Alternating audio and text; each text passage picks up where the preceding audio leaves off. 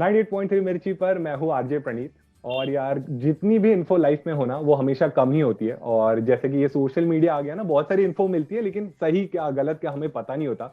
इसलिए on the occasion of world nutrition day, nutri connect initiative helps us to understand the role of nutrition and supplementation in women during pregnancy and lactation. इस session में हमारे साथ है doctor Neelam Bhise. And doctor Neelam Bhise is advance IVF specialist and senior gynaecologist from Mumbai. Doctor आप कैसे हो?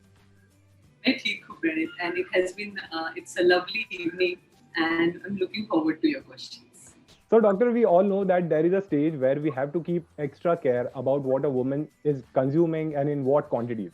So, इस session के थ्रू हम कोशिश करेंगे कि कुछ ऐसे सवालों को आंसर कर पाए आप, और हमें भी क्लैरिटी मिले कि विटामिन है, डाइट है, तो इनमें एक प्रेग्नेंट औरत है, लैक्टेटिंग वुमेन है, उनके लिए क्या सही है और क्या सही नहीं है। तो पहला सवाल बहुत ही बेसिक है। What is the importance of diet and nutrition supplementation in pregnancy and lactation along with diet? Pregnant ladies और लैक्टेटिंग मदर्स को दो कंपोनेंट्स होते हैं उनकी हेल्थ के लिए। एक तो उनका डाइट सप्लीमेंटेशन और न्यूट्रिशनल सप्लीमेंट। अब डाइट में प्रेगनेंसी में यूजुअली हम ये एक्सपेक्ट करते हैं कि 11 से 13 किलो 15 किलो तक वजन लेडीज का बढ़ता है प्रेगनेंसी में।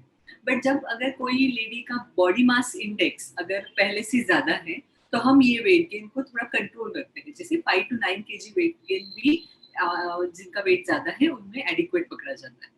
अब डाइट में ना healthy diet, unprocessed food, green leafy vegetable, protein, ये सब कुछ हम जानते हैं। लेकिन उसमें सबसे इम्पोर्टेंट चीज क्या होती है प्रणीत? प्रेगनेंसी में प्रेगनेंसी की वजह से स्टमक का कैपेसिटी कम होता है। जैसे प्रेगनेंसी बढ़ने लगता है उसका पुश स्टमक के ऊपर आता है। तो जो भी आप डाइट ले रहे हैं वो स्मॉल पोर्शंस में लें ताकि वो डाइजेस्ट होने के लिए इजी हो। अनप्रोसेस्ड फूड लें, वो ज्यादा जरूरी है। और balance of fruits, dairy products, nuts, green leafy vegetables, proteins, everything should be in balanced amount. इसके साथ आता है न्यूट्रिशनल सप्लीमेंट जो हमारा गायनेकोलॉजिस्ट का ट्रीटमेंट का प्रोटोकॉल होता है, जिसमें हम काफी बार ध्यान देते हैं फॉलिक एसिड सप्लीमेंटेशन की तरफ, iron, calcium, vitamin B12 and vitamin D supplementation की तरफ। जैसे कि डॉक्टर आपने अभी बोला फॉलिक एसिड सप्लीमेंटेशन के बारे में, मैंने भी काफी पढ़ा था लेकिन क्लैरिटी नहीं है मुझे, तो मैं जानना चाहता हूँ why is folic acid supplementation is important during planning and during pregnancy? Planning, so pre conception और कंसेप्शन के पहले 3 महीने में क्या होता है, काफी इम्पोर्टेंट स्टेप्स प्रेगनेंसी बेबी के डेवलपमेंट के होते हैं।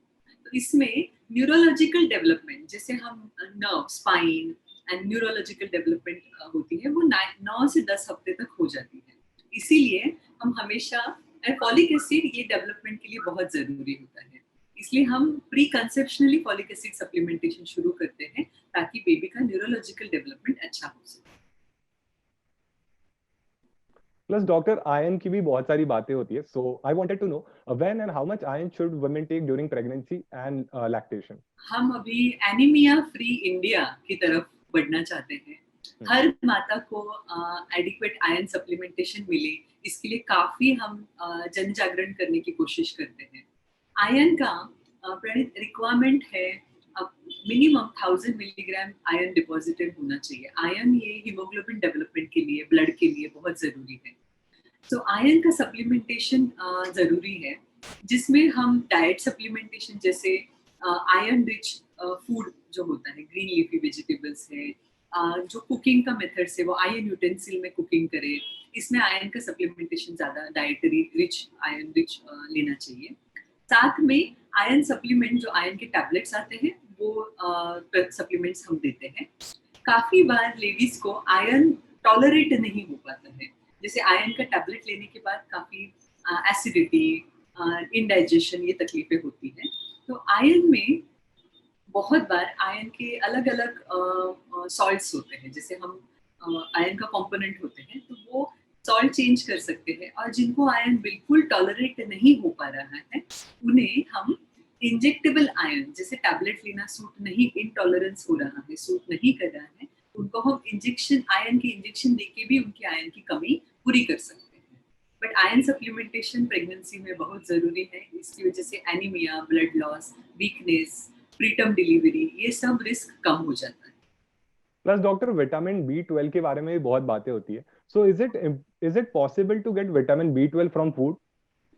विटामिन B12 और विटामिन डी अगर हम बात करेंगे, तो विटामिन B12 ये डाइट से काफी मिलता है, बट विटामिन B12 का वेजिटेरियन जैसे non vegetarian food is high source of vitamin B12, but dietary preferences are acceptable preferences for everyone. तो हम क्या करते हैं, जो वेजिटेरियन डाइट पेशेंट्स हैं उनमें वेजिटेरियन डाइट में भी विटामिन B12 रिच फूड है, जैसे कैरेट्स है, ब्रोकोली है, ग्रीन लीफी वेजिटेबल्स है, ये सप्लीमेंटेशन हम शुरू करते हैं। और अगर विटामिन B12 का डेफिशिएंसी है तो हम सप्लीमेंट्स देके वो कवर कर सकते हैं साइमल्टेनियसली। बट ये फॉलिक एसिड आयरन के साथ विटामिन B12 और विटामिन डी की कमी की वजह से भी बच्चे के डेवलपमेंट में काफी फर्क पड़ता है, तो ये सप्लीमेंट्स हम ऐड कर सकते हैं। विटामिन डी ये बच्चे की कैल्शियम के एब्सॉर्प्शन के लिए दो कंपोनेंट्स है, कैल्शियम एंड विटामिन डी।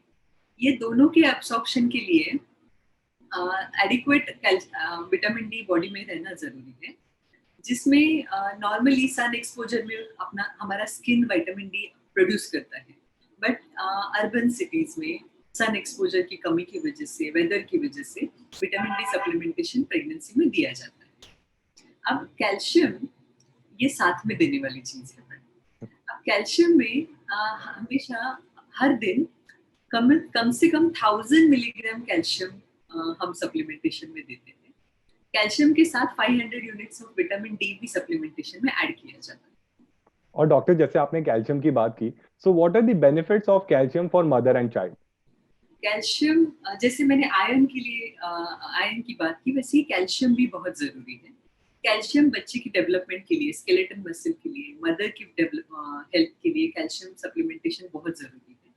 साथ में नॉर्मल न्यूट्रिशन के साथ आता है क्वालिटी ऑफ लाइफ ऑल्सो। तो क्या कैल्शियम सप्लीमेंटेशन में ये पाया गया है कि जो पेशेंट्स कैल्शियम सप्लीमेंटेशन ठीक से लेते हैं उनको प्रेगनेंसी में ब्लड प्रेशर डेवलप होने का टेंडेंसी कम होता है। प्रेगनेंसी में ब्लड प्रेशर डेवलप हुआ तो काफी कॉम्प्लिकेशंस हो सकते हैं।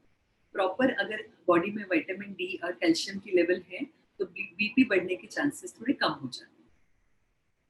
डॉक्टर काफी सारी इन्फो आपने दी, लेकिन इस वर्ल्ड न्यूट्रिशन डे पे आप हमारे सारे लिसनर्स को और पेशेंट्स को क्या एडवाइस देना चाहेंगे?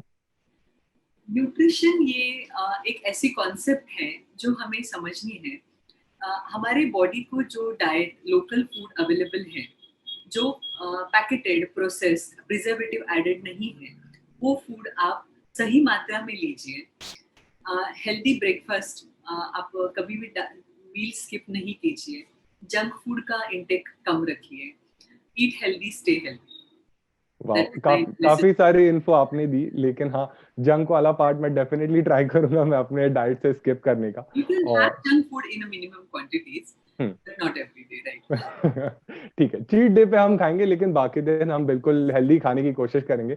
थैंक्स अ लॉट डॉक्टर, आपने काफी सारी इन्फो दी जो मुझे और हमारे सारे लिसनर्स को और व्यूअर्स को बहुत यूजफुल रहेगी। Thanks a lot and all the best and take care of your health.